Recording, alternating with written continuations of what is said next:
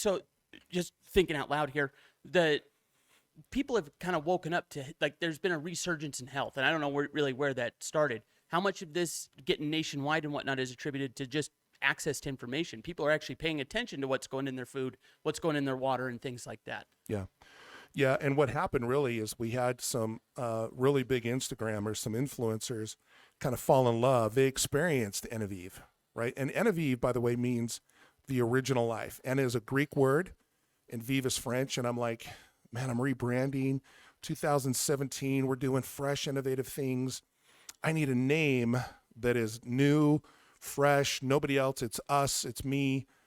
And so I started researching, words, ene, Greek, and it means the origin or beginning or original, ene, and then vive is life, the original life. And so everything we do now is getting people back to some original concepts of good health. Number one, understand the toxic tsunami that is diffusing into the water supplies all over the country. And back to your point earlier, every water municipality has a totally different water chemistry because one area may have been polluted on the ground, and it takes decades for those toxins to soak into and permeate down into the water table. And then once they hit the water table, they start to diffuse with equilibrium. So the contaminants come down, boom, they start to diffuse. Day one, no toxins in the water. Day 10,000, tsunami of toxins coming into the house, delivered in the tap water.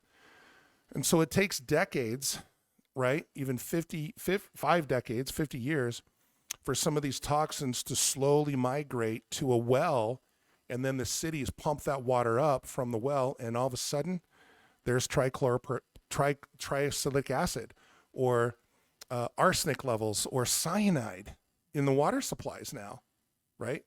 And so, it's all relative. We have great water compared to some people over in Africa. Right. Like I'll take my water, tap water, compared to, but we have different health issues than they do. They're dying from dysentery and, diarrhea. We're dying from all kinds of neurological brain disorders that they don't have, but we do have. What's the difference? Toxicity. Mm-hmm. They have biologicals in the water over there.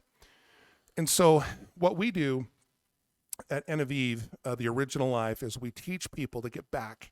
Let's go backwards. And sometimes we have to step back and take a look at what's going on today. Some things aren't good today. There are a lot of things that are bullshit today that would have never even been thought of or happening in our country, in the world, 50 years ago, let alone 5 years ago, right? Would you all agree with that? Oh, absolutely. 100%. Yeah. So it is with water. And so as we look at, what's happening with this toxic tsunami that's just slowly diffusing out, I could tell you horror stories about Kennecott Copper Mine, or right up at the base of Little Cottonwood Canyon near Lakai, Alta, like that down at the valley. There was a Superfund site right there where they used to harvest all the ore. They had to go in and rip up right around Lakai 3 feet of soil that was so contaminated they had a cluster of children cancer brain tumors right there in one neighborhood. What? And that they call it a cluster. And they're like, wow, what's going on? What's causing this? They went and did soil samples right at the base of Little Cottonwood Canyon, one of the most beautiful canyons in the world, and it's toxic soil. You just never know where this is. Because of the tailings from the mines? From the mines, up Little Cottonwood Canyon. There was a smelter that before Lakai was built back in the late 1800s, early 1900s, and it's gone. It's gone, but the toxins are still there. Wow. And that diffuses into the soil. And we all live downstream. So Is that the origin for the bad water in Sandy? part of it. Yeah, part of it. Again, you get me started on this. Watch me burn. You light me up, I'm going to burn because it makes me angry. And people don't know what they don't know until they know it. And that's why we lead with the why, going back to that. So by leading with the why, do you believe you have a right to know? Absolutely. Yeah? What if there were toxins in the water today, right now, that increase the rates of things like cancer, birth defects, infertility rates in children? Your children's children might not be here if you do nothing. That's a possibility. That's a very real possibility. And so we ask, why do you believe this, right? If you do, would you like to know more about that? And then what we've created is a way to just simply educate people without the shadow of a salesman, without the oppression of, oh, here comes the ask, here comes the close. So I completely eliminated that. And we have a full-on research meeting.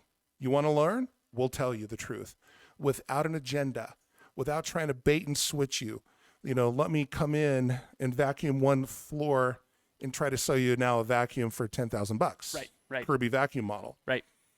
So I think it's time that we look at, the way business is done, whether it's real estate, whether it's car sales, whether it's, water treatment or solar, or any of that. People are smart today. They're educated. We have the internet. We're plugged in to the most amazing information program on the planet ever in existence, right? At least on Earth. So people are educated. They don't want to be sold. They want to be educated. Right. And when you lead with the why, it all makes sense. what do you mean you haven't subscribed? Subscribe now.